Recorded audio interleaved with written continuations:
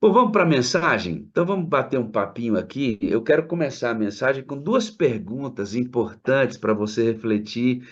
Eu quero que você agora, rapidamente, pense em alguém difícil. Pense em alguém que é muito difícil. Sabe aquela pessoa que dá trabalho, gente teimosa, né? De personalidade aguda, com dificuldade. Pense em alguém difícil aí. Pensou? Pensou, Eliane Bispo? Aquela pessoa que dá trabalho demais, dá conta. Então, pense aí nessa pessoa. E quero que, junto com essa pergunta, Eli Nascimento, venha uma segunda. Escreva para mim aí quem você é, suas principais características. Eu vou dar uma olhadinha aqui no nosso chat do YouTube. Deixa eu ver se aparece aqui alguém dizendo as suas principais características. Escreva aí, por favor, quais são as. Eu, Pastor Wagner, sou.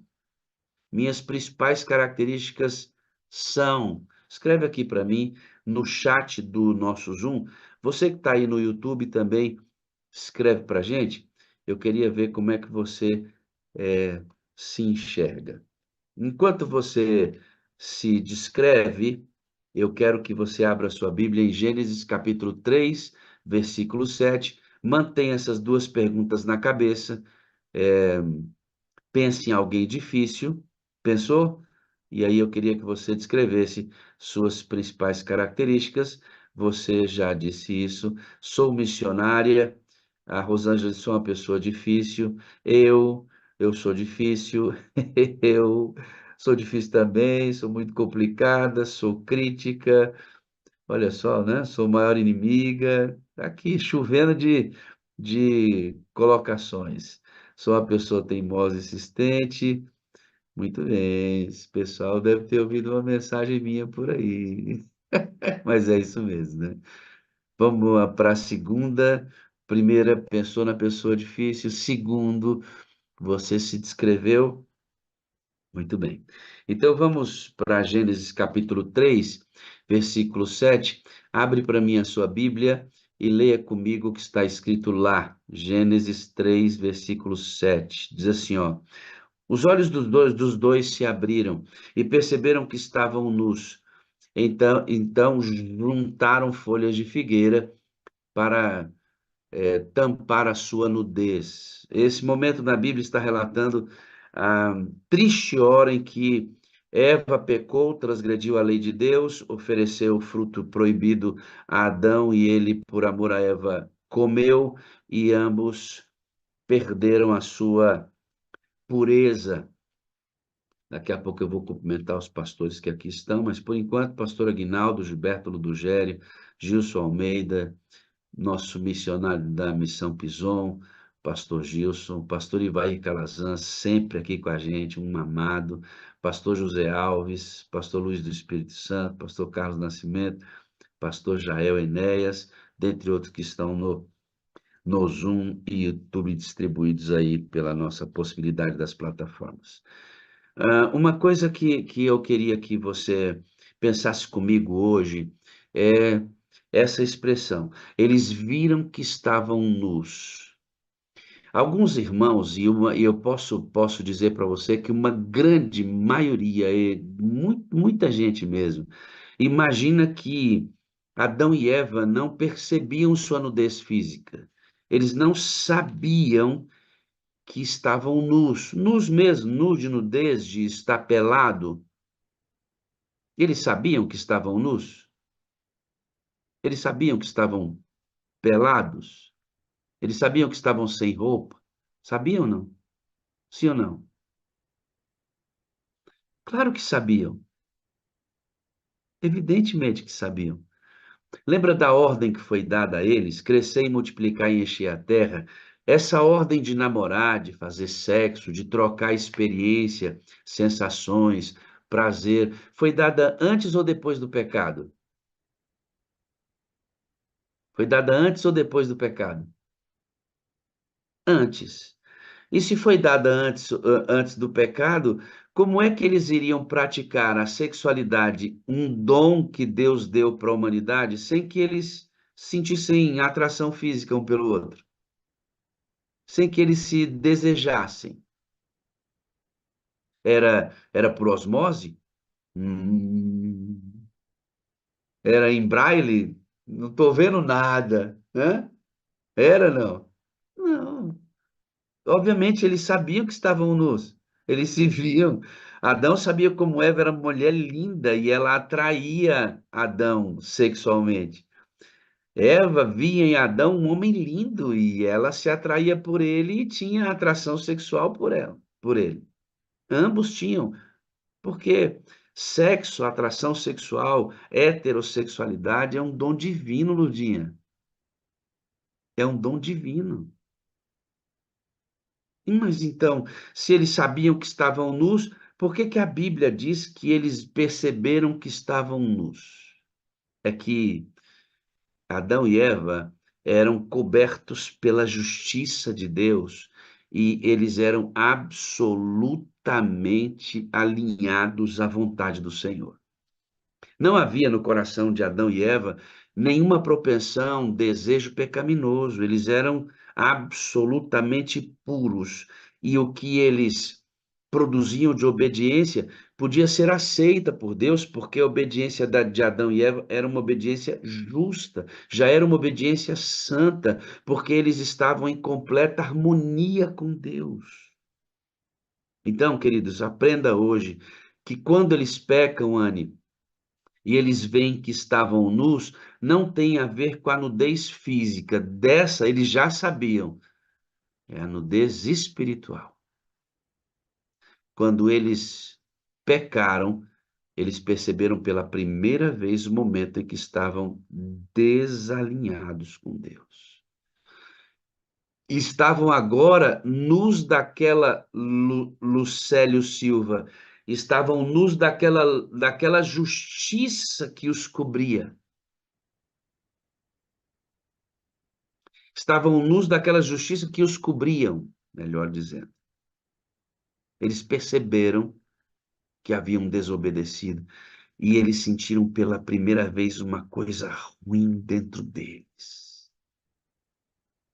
Eles sentiram pela primeira vez que não estavam mais em harmonia com o Pai.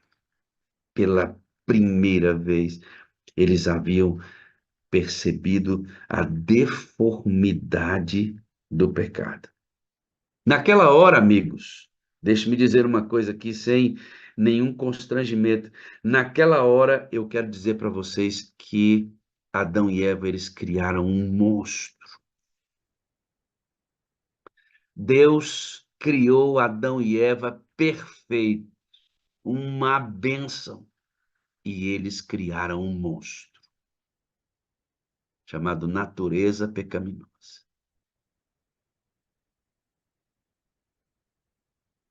Entende? A partir daí, queridos, o homem precisava de justiça, porque nenhum ato de obediência do homem poderia produzir justiça. A partir daí, o homem precisava de salvação, porque ele não poderia mais salvar a si mesmo. A condição dele era absolutamente deplorável a partir deste momento. Essa nudez não era uma nudez física, eu vou repetir. Eles viram que estavam nus da harmonia com Deus. Estavam, a partir daí, determinadamente perdidos, carentes da graça de Deus. Quando eu perguntei quais eram as suas características, e se você pensou numa pessoa difícil, é mesmo tentando fazer você pensar, imaginar, raciocinar, porque eu quero agora que você. Eu vou falar de você, tá bom?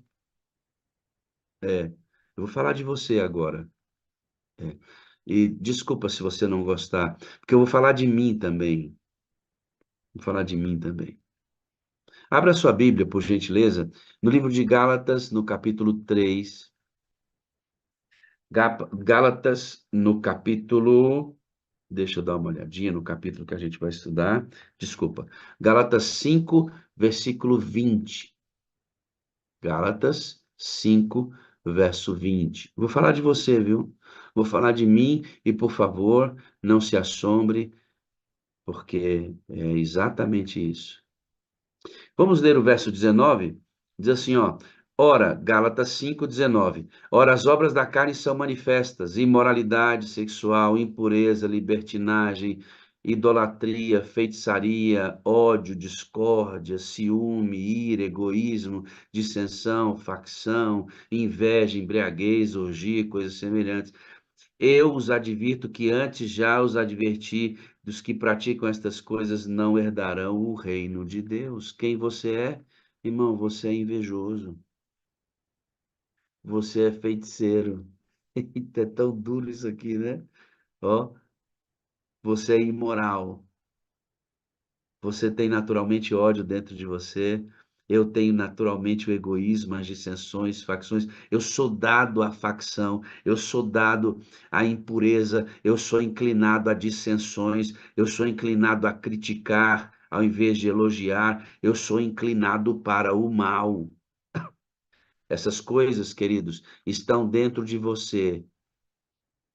Você não precisa pedir e nem alimentar.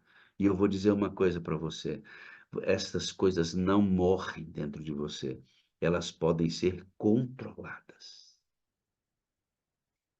O novo nascimento, Eliane Bispo, não mata a natureza pecaminosa. O novo nascimento subjuga, controla, enjaula a natureza pecaminosa.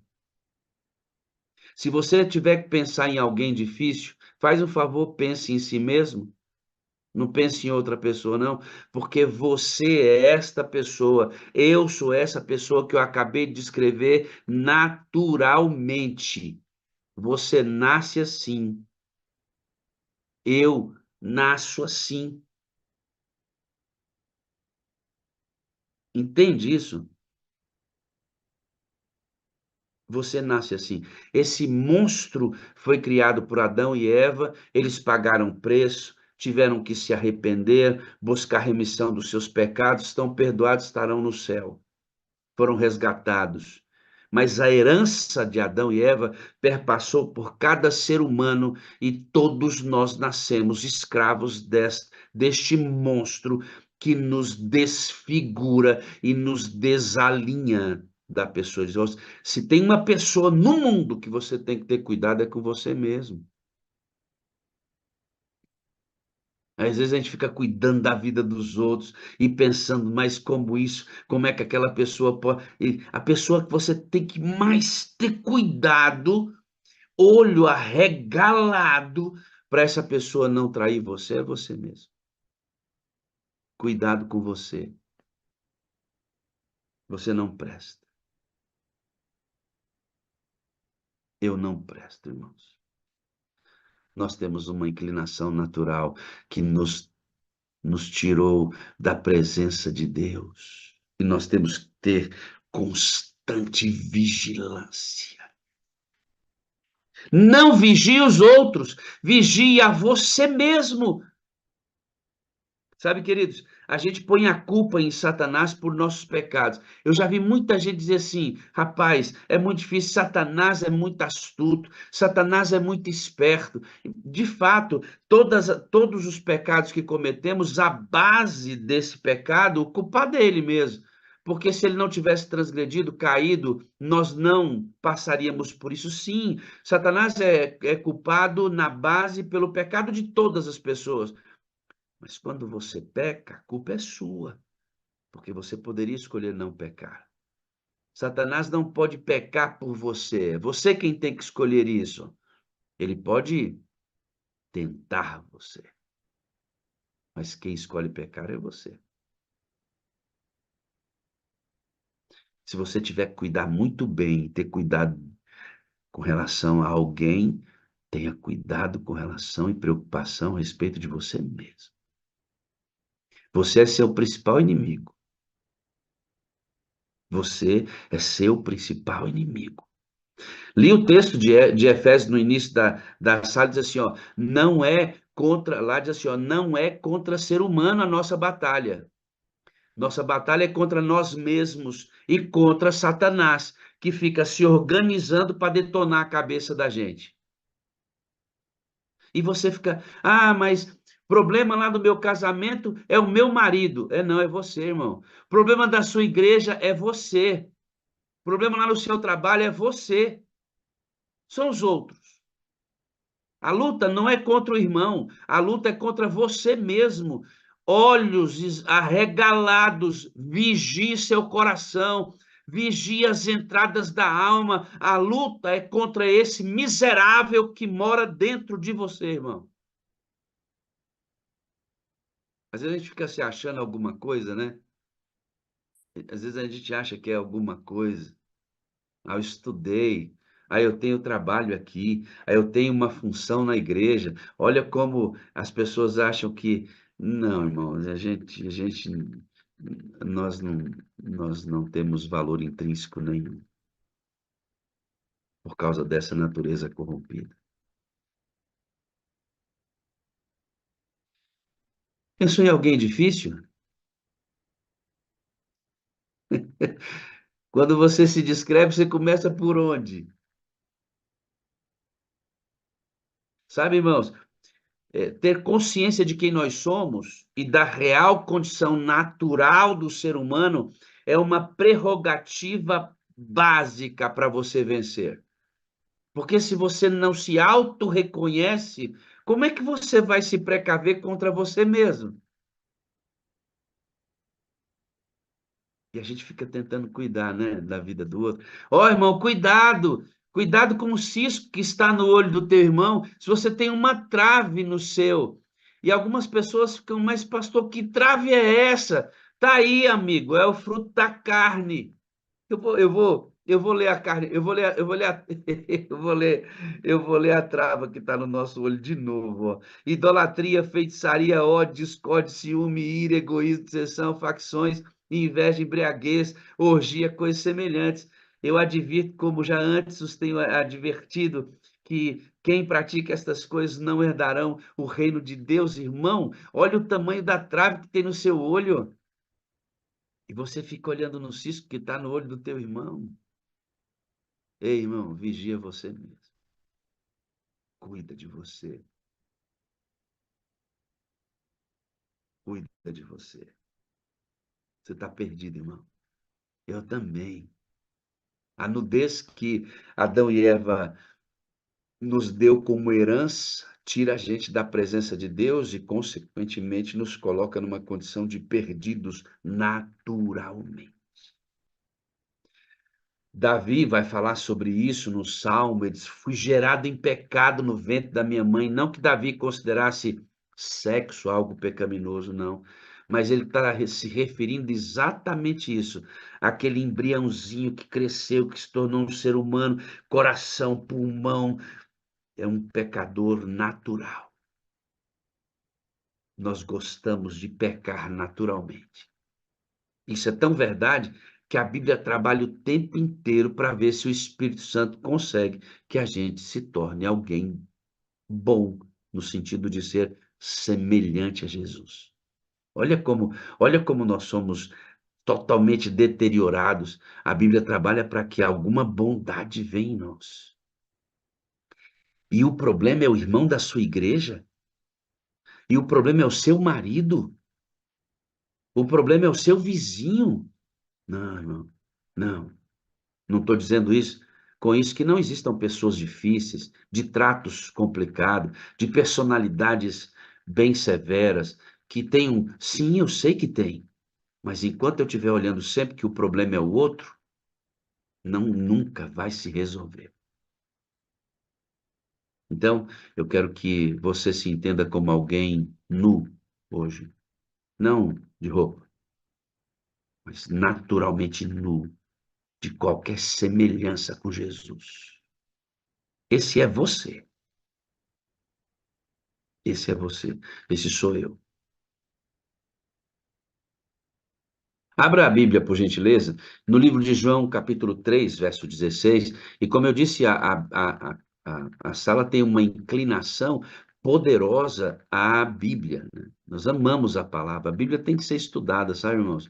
Os sermões precisam ser bíblicos.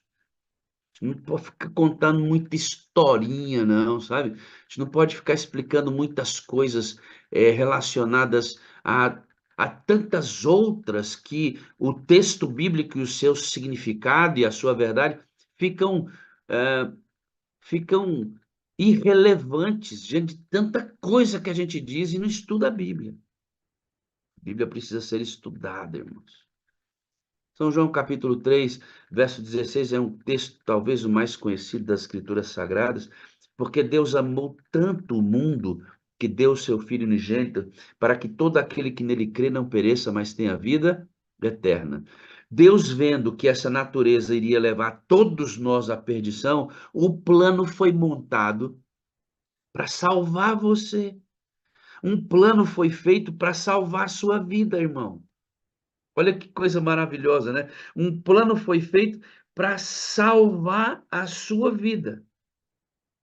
E esse plano inclui a ação de Deus, o Pai, Jesus Cristo e o Espírito Santo agindo, cada um no seu segmento, em seu período, e juntos para fazer uma cirurgia para que essa natureza que torna você a pessoa mais difícil do universo se tornasse alguém semelhante a Jesus.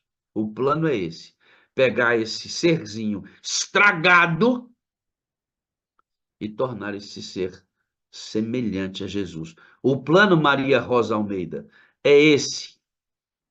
O plano é esse: tornar você semelhante a Jesus Cristo. Me deem só um minutinho.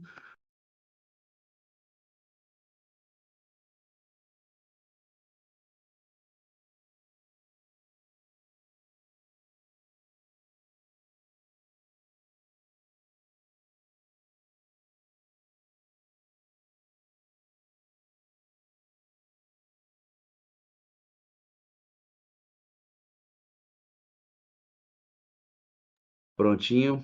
Espero que dê tudo certo aqui. O plano, então, é esse: tornar você tornar esse monstrinho semelhante a Cristo. Quando Jesus morreu na cruz do Calvário, eu quero que você entenda, seu coração, meu coração é terra desolada, irmãos. Jeremias 17, verso 9 vai dizer que o coração humano é corrupto, ele é desesperadamente corrupto. Ninguém pode conhecer o coração humano, de tão corrupto que ele é. Terra desolada, controlada por esses impulsos carnais. Você e eu nascemos minando sangue, Maria Rosa Almeida, minando sangue, com um monstro dentro da gente. Quando Jesus morre na cruz do Calvário, ele vai lá no seu coração, ou mente humana, e constrói uma jaula. A cruz, olha para mim aqui, amado, presta bem atenção no que eu vou dizer para você. A cruz construiu uma jaula dentro da mente humana. E esta jaula, Filomena, é para prender você. E é para prender a mim dentro dessa jaula. Essa natureza desgraçada precisa ser aprisionada. E a cruz constrói a grade para empurrar essa natureza lá para dentro. E Deus, Claudinha, entrega para nós a chave.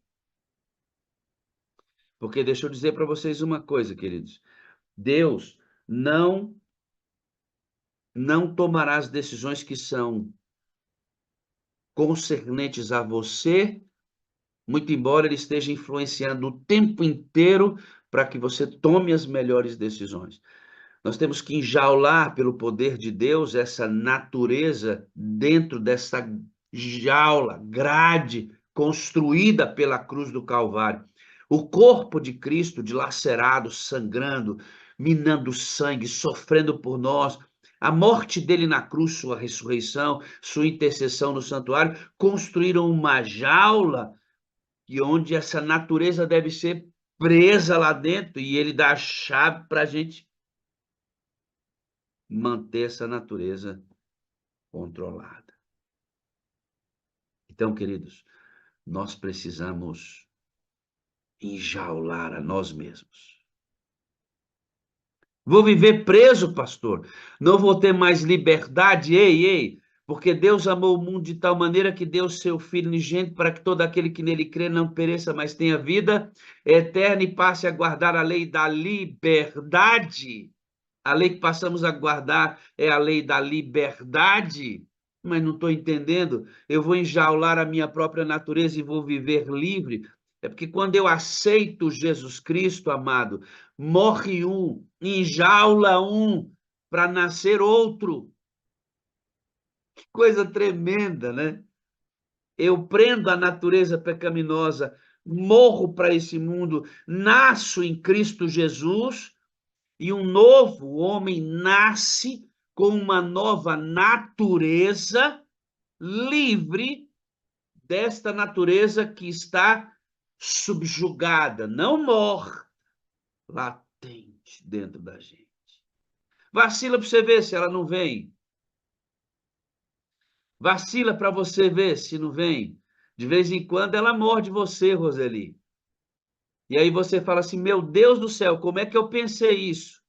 Como é que eu fiz isso? Foi a gente vacilando. E quando a gente vacila, por mais que a gente tenha nascido de novo, recebido o Espírito Santo, quando você quebra a relação com Cristo, a natureza vem, Marisió, e faz você tomar atitudes que você tem vergonha delas e não tomaria se você tivesse tido força em Cristo Jesus. E é essa luta constante dentro da gente, de um homem que morreu para esse mundo, que enjaulou um monstro e que tem agora um novo ser vivo em Cristo Jesus, em uma batalha espiritual. O problema da sua casa não é o seu marido, muito embora ele possa ser alguém difícil, Neide. O problema da sua igreja não é o irmão da personalidade difícil, talvez seja você.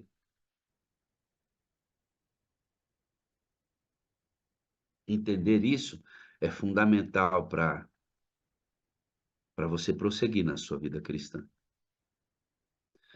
Como eu disse, a gente ama a Bíblia, né? Vai lá em Romanos capítulo 7, vamos dar uma olhadinha, coisa extraordinária em Romanos capítulo 7, irmãos. Ame a Bíblia, irmãos. Leiam, estudam. Pastor, de onde você tira tudo isso para pregar para a gente? Estuda, irmão. Lê. Invista tempo na palavra de Deus. Invista tempo no Espírito de Profecia. Isso aqui não é do nada, não, viu, irmãos. São horas, horas dedicadas ao estudo, horas dedicadas à reflexão, horas dedicadas a escavar a palavra de Deus. Isso aqui não vem do nada, não. Estude a Bíblia, irmão. Peça orientação do Espírito Santo. Se debruce sobre os textos da palavra. Romanos, no capítulo 7, eu quero compartilhar essa tela com você, para você ler comigo esse texto. Diz assim, ó, 7, verso 14. Pode ler aqui comigo? Talvez seja pequeno, né, para você ler. Deixa eu ampliar um pouquinho. Aqui você vai conseguir ler comigo. Aí diz assim, ó, Romanos capítulo 7. Sabemos que a lei é espiritual. Eu, contudo, não sou, pois fui vendido como escravo ao pecado. Sabe o que Paulo está falando aqui? É dessa natureza, da herança de Adão e Eva. Não entendo o que faço, pois não faço o que desejo, mas o que odeio. Essa natureza é ela que faz com que a gente escolha pecar contra Deus. Mas, pastor, a gente não enjaulou, não nasceu de novo, não recebeu o Espírito Santo? Sim, só que ela precisa manter. Nós precisamos manter essa natureza enjaulada e presa, e quando a gente oscila, ela vem como um monstro. Aí Paulo diz assim: e se faço o que não desejo, admito que a lei é boa. Neste caso, não sou mais eu quem faz, mas o pecado que está em mim. Quando eu peco, é fruto dessa natureza. Olha só o que Paulo diz aqui, ó, no verso 18. Sei que nada de bom habita em mim, isto é, na minha carne, porque tenho desejo de fazer o que é bom, mas não consigo realizá-lo. Irmão, você não gosta de fazer o bem. Você precisa de uma força sobrenatural para fazer o bem. Ei, olha aqui para mim. Você não gosta de santidade. Você precisa de uma força adicional para gostar de santidade. Você precisa de algo espiritual acontecendo para você gostar de espiritualidade, de santidade. Naturalmente, nós não gostamos dessas coisas. Tá ali, Paulo está falando assim, ó, eu naturalmente não gosto de fazer o bem. Gostaria de fazer. Mas continue a leitura comigo e você vai ver como é precioso esse texto de Romanos no capítulo 7, agora o verso 20. Olha o que diz aqui, ó.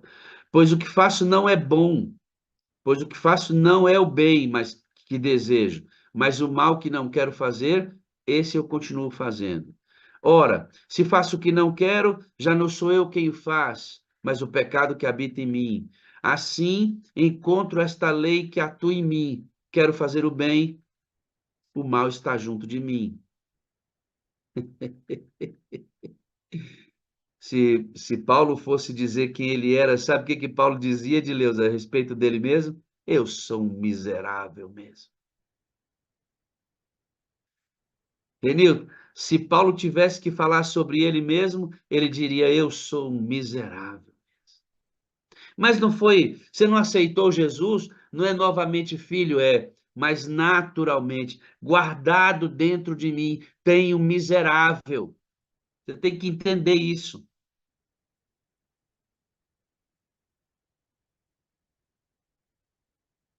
Aí Paulo vai dizer assim, ó: Quem me livrará do corpo dessa morte? Miserável homem que sou. Vamos ler junto isso. Aqui, ó. Como o texto da palavra é importante, né? Aí ele diz assim, ó, 21. Pois encontro esta lei que atua em mim, quero fazer o bem, o mal está junto de mim. Pois no íntimo do meu ser tenho prazer na lei de Deus. No íntimo do ser, do homem, Paulo vai falar de um homem dentro dele que tem vontade de fazer o bem. Esse homem que nasceu lá no batismo, esse homem nasce pelo Espírito e tem vontade de fazer o bem. Ele, no meu íntimo, eu tenho prazer na lei de Deus. O 23. Mas vejo outra lei atuando nos membros do meu corpo, guerreando contra a lei da minha carne, tornando-me prisioneiro da lei do pecado que atua nos meus membros. Miserável homem que sou, quem me livrará do corpo dessa morte? Paulo fala que ele tem um homem interior que tem prazer na lei de Deus, mas o corpo dele, Irani Curitiba, está inclinado para o mal. Miserável, quem é que vai me livrar disso? Ou seja, Paulo está dizendo assim, ó, quem vai me livrar de mim mesmo? Paulo não está pensando assim, ó, quem vai me livrar da minha esposa? Quem vai me livrar daquele irmão difícil da igreja? Quem vai me livrar desse chefe difícil lá no meu trabalho? Quem vai me livrar desse ambiente ácido? Não. Paulo está dizendo assim, meu Deus do céu, se alguém não me livrar de mim mesmo, eu vou me perder. Entendeu, José Santos? Se o Espírito de Deus não te livrar de você mesmo, José, você vai se perder. O problema não está no outro, está em você, está em mim. Aí Paulo chega à conclusão, diz, meu Deus, quem me livrará do corpo dessa miserável? Eu sou um miserável. Como é que eu peco assim contra Deus? Como é que eu falo assim das pessoas? Como é que eu amo tão pouco? Como é que eu sou tão difícil para perdoar? Como eu sou ácido e crítico? Meu Deus. Como eu não amo ler a palavra? Como eu oro tão pouco? Quanto eu posso ir ao culto, mas prefiro ficar em casa vendo televisão? Miserável.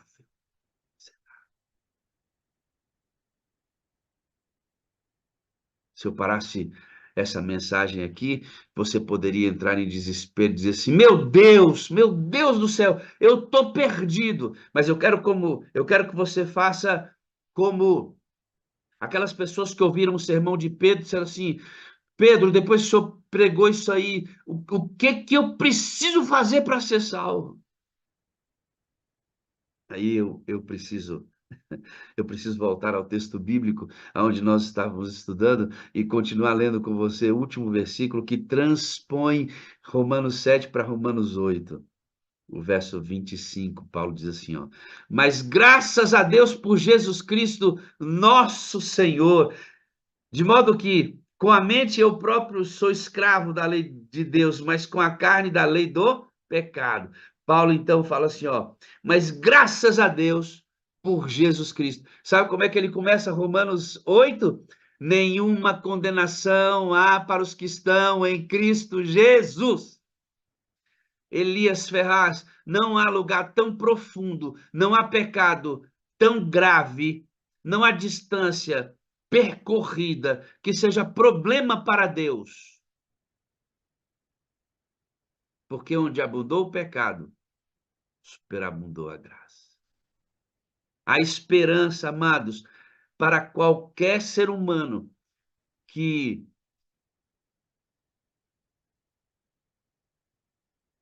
conduzido por essa natureza tenha ido tão distante.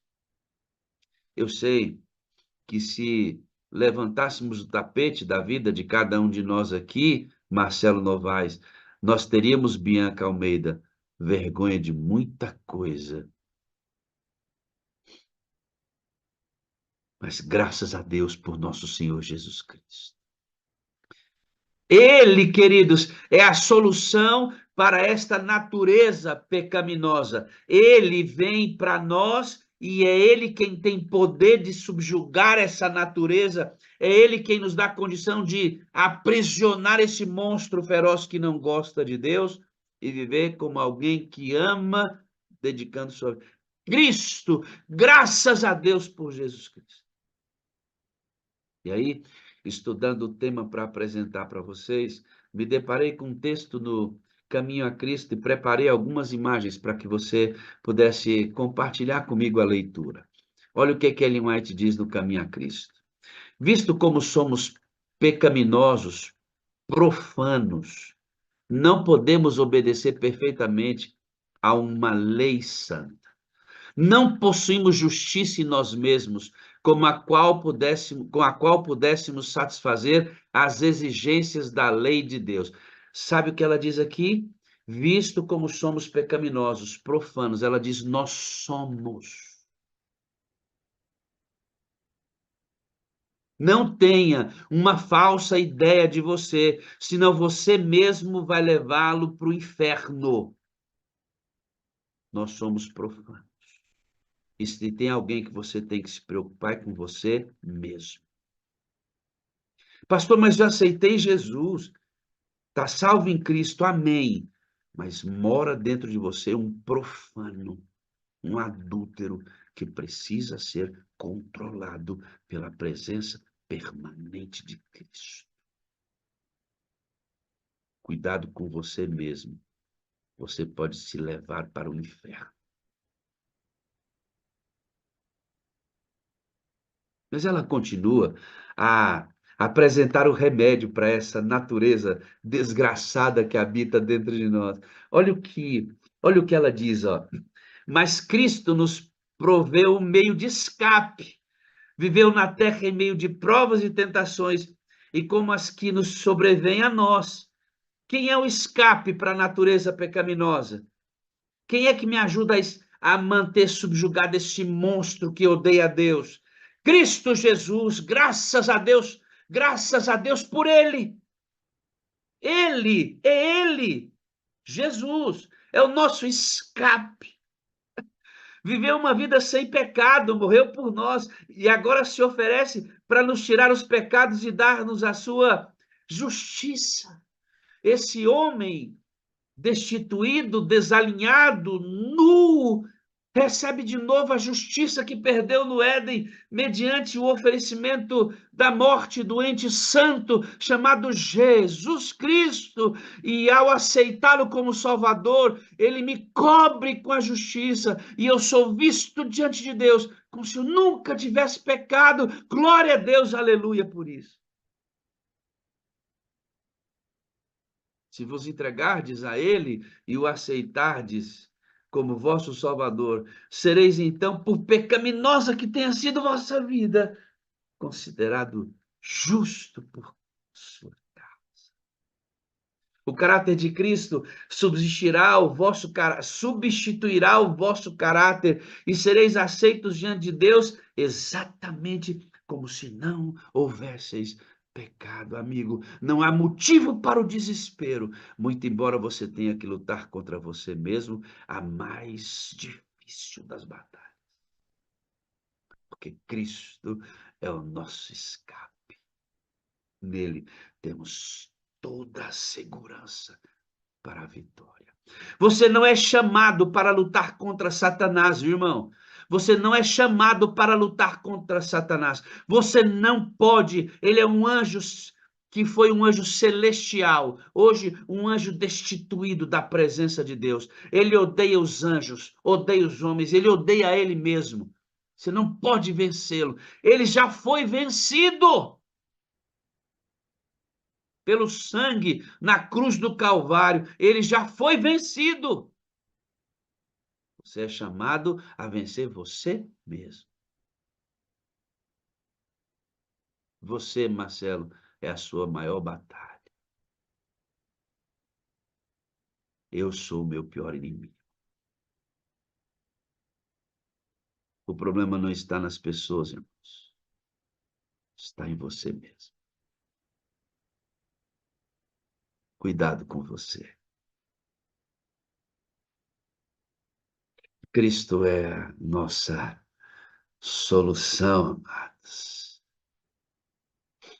Ellen White continua dizendo, no livro Caminho a Cristo, ela... Tudo aqui é o mesmo texto, tá? Diz assim, ó. Nada temos, pois, em nós mesmos, de que nos possamos orgulhar. Não temos nenhum motivo para exaltação própria. Não temos nenhum motivo para exaltação própria. Queridos, Cristo Jesus, habitando em você, é a solução. E agora eu vou partir para os últimos momentos dessa mensagem, porque geralmente eu, antes, ouvia as mensagens e chegava num ponto de uma mensagem dessa que a pessoa dizia assim: entendeu? Não, você é um monstro, natureza pecaminosa, recebeu a Cristo e Jesus, em comunhão com Ele, você subjuga essa natureza e agora se vira com isso aí, irmão. Permaneça em Cristo. Por muitas vezes, por muitas, mas muitas vezes, não me disseram como. E agora eu quero utilizar esses últimos momentos dessa mensagem para dizer para você como você vai render o seu coração a esse Jesus que é o escape. Jesus, Jesus é a chave para manter essa natureza subjugada.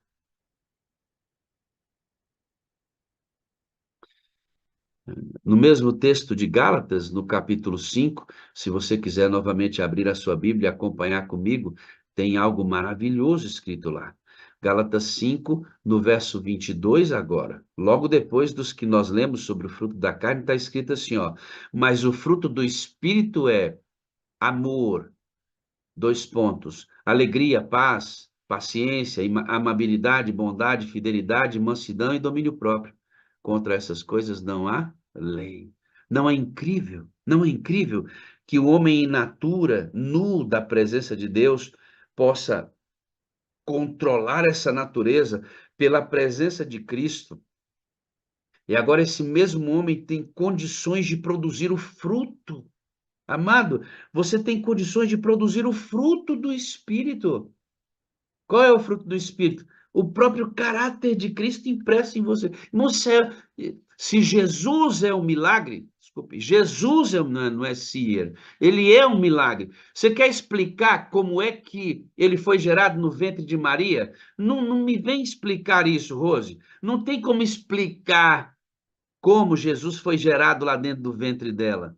Sabe, outra coisa que não tem como explicar, Rose, é um milagre, a gente só vai aceitar e desfrutar isso, Rose, é como é que pode Deus, mediante todo o trabalho que a Trindade faz por você, Rose, pegar alguém tão deformada e tornar alguém tão deformada assim, parecida com Jesus Cristo. Esse é outro milagre. Como é que o pastor Wagner, tão deformado, tão nu da presença de Deus, pela ação da Trindade, pode se tornar semelhante a Cristo? Se Jesus gerado no ventre de Maria é um milagre que não dá para explicar, você semelhante a Cristo também é outro. Não é incrível isso, irmãos? Não é incrível isso? É maravilhoso. Mas é o fruto de quem mesmo? É o fruto do Espírito, não é? Ó, vou compartilhar com você a última tela que eu produzi. Diz assim: olha quem aparece na última tela aqui, ó. E ela vai fechar o texto dizendo assim, ó: nosso único motivo de esperança está na justiça de Cristo. Eles viram que estavam nus de novo para serem cobertos pela justiça, ou seja, sair do desalinhamento para o alinhamento novamente está no fato de recebermos a justiça de Cristo. E essa é nossa única esperança, graças a Deus por Jesus Cristo. E esta justiça é imputada, ou seja, é colocada sobre nós quando aceitamos Jesus.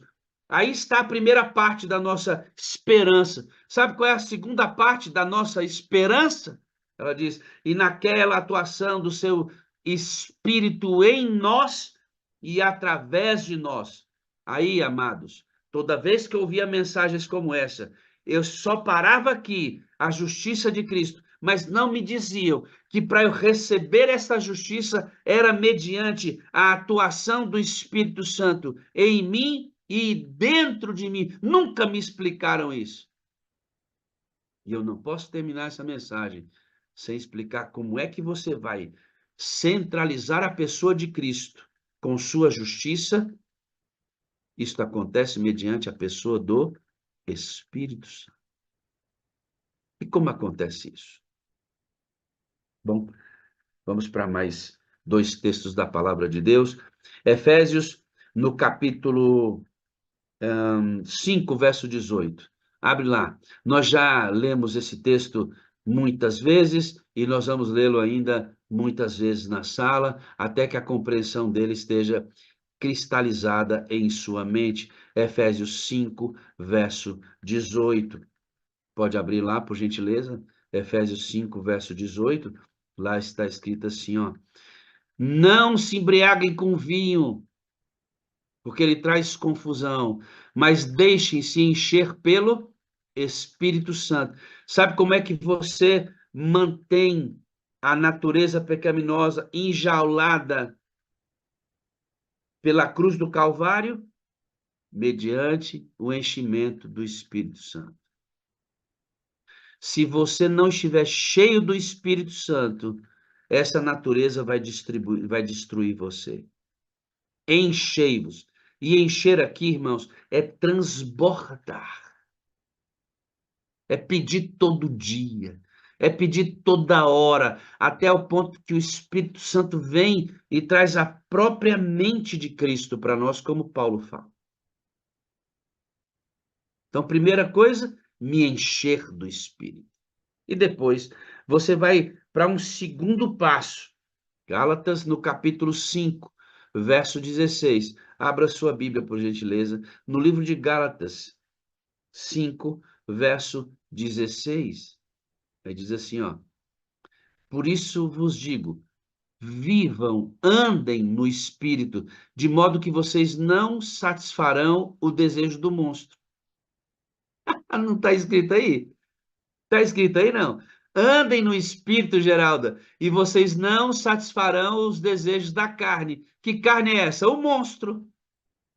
Como é que a gente não dá ideia para o monstro? Cheio do Espírito. Não é só Cristo, irmão. É o Pai, o Filho e o Espírito. Eu sempre ouvi que através de Cristo eu venceria a mim mesmo. Só que nunca me disseram que Jesus está em mim mediante a atuação do Espírito Santo de Deus. Você se enche e cheio dele, você não alimenta o monstro, você mata o monstro de fome. E ele permanece preso. E Cristo é visto em você. A luta contra você não é vencida por força própria, é vencida pela atuação do Espírito Santo te dando poder, tendo Cristo como exemplo e o Pai abençoando todo esse processo de lavagem regeneradora pelo Espírito Santo. Coisa extraordinária, irmãos. E lógico, eu não poderia terminar esse culto sem dizer para você como você vai se encher desse Espírito. Lucas, no capítulo 11, pode abrir sua Bíblia? Lucas, no capítulo 11, tem uma parábola de um amigo que importuna, até que no verso 9 diz assim, ó, por isso digo, peçam e lhes será dado. Lucas 11, verso 9, busquem e encontrarão, batam a porta e lhes será aberta, pois todo que pede recebe, tudo que busca encontra, tudo que bate será aberto. Ou qual pai dentre vós, se o filho lhe pedir peixe, lhe dará uma cobra, ou lhe pedir um ovo, lhe dará um escorpião? Se vocês, apesar de serem maus, sabem dar boas coisas aos vossos filhos, quanto mais o Pai Celestial vos dará o Espírito Santo àqueles que lhe pedirem? Como é que eu me encho do Espírito? Pedindo. Por que que a sala insiste tanto? Para você não matar a si mesmo. Por que que a gente insiste tanto para você buscar o Espírito Santo? É para você não matar a si mesmo. Porque se você não estiver cheio do Espírito Santo, você vai preferir a carne, o monstro, que deve ser controlado. Sabe por que que a gente traz você aqui toda madrugada? Insiste para você aprender isso, para você não matar a você mesmo. Sem o Espírito de Deus, queridos, você vai matar a você mesmo. Entende isso? Pastor, quando é que a gente vai se livrar dessa natureza? Coríntios diz que na vinda de Jesus, o corpo que é mortal se revestirá de imortalidade. Aquilo que é corruptível se revestirá de incorruptibilidade. E a morte será tragada pela vitória definitivamente. A própria Bíblia diz que no abrir e fechar de olhos, nós receberemos um corpo incorruptível. Irmãos, quando Jesus vier, ó, essa natureza enjaulada só deixará de existir na segunda vinda de Jesus para aqueles que o aceitaram hoje e pelo poder do Espírito subjuga essa natureza. Na pior e mais cruel batalha que existe contra você mesmo. Se tem alguém que pode te matar, Leila, é você mesmo.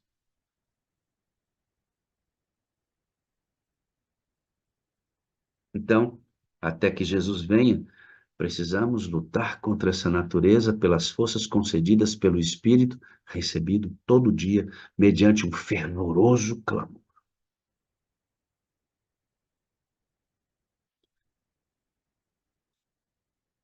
Conhece alguém difícil? Pense em alguém difícil aí. Quais são as suas, quais são as suas características naturais do monstro?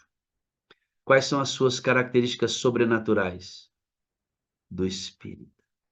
Vai depender para quem você dá alimento.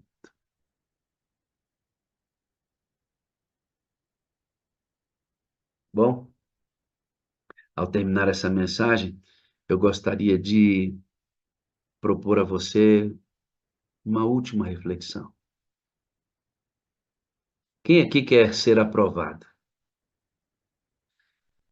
Quem aqui quer ser aprovado?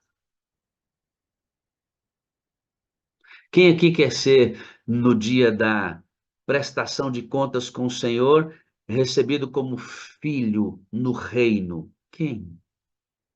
Quem aqui quer ir para o céu e experimentar as dádivas do reino de Deus? Quem quer experimentar isso? Quem quer receber um abraço maravilhoso do Senhor Jesus quando ele vier nas nuvens dos céus? Pastor, essas perguntas são óbvias. É, eu sei que são, mas elas não são naturais. São perguntas sobrenaturais. Só pode responder quem é cheio do Espírito Santo, que tem a natureza de Cristo sendo implantada. Ninguém aqui quer ser rejeitado. Ninguém aqui quer ser condenado. Então, se eu puder te ajudar hoje, encha-se do Espírito Santo todo dia, para que você mantenha esse monstro que é você mesmo, em natura, enjaulado, até que Cristo venha para matá-lo definitivamente. E aí, nós vamos experimentar uma paz plena. Deixa eu contar para vocês uma coisa. Quando você chegar na eternidade, e todos nós aqui vamos chegar em nome de Jesus, Beth Fernandes, me diga uma coisa. Qual vai ser a primeira coisa que você vai fazer no céu? Qual vai ser, Maria Messias, a primeira coisa que você vai fazer? Irmãos, a primeira coisa que eu quero fazer não é ver Jesus, não é ver o Pai, não é ver o Espírito Santo. Não é. Pastor Ivaí, sabe que a primeira coisa que eu quero experimentar é isso aqui, ó. Eu vou simular isso, né? Apenas simular. Mas é isso aqui, ó. Eu quero respirar fundo assim, ó. Quero parar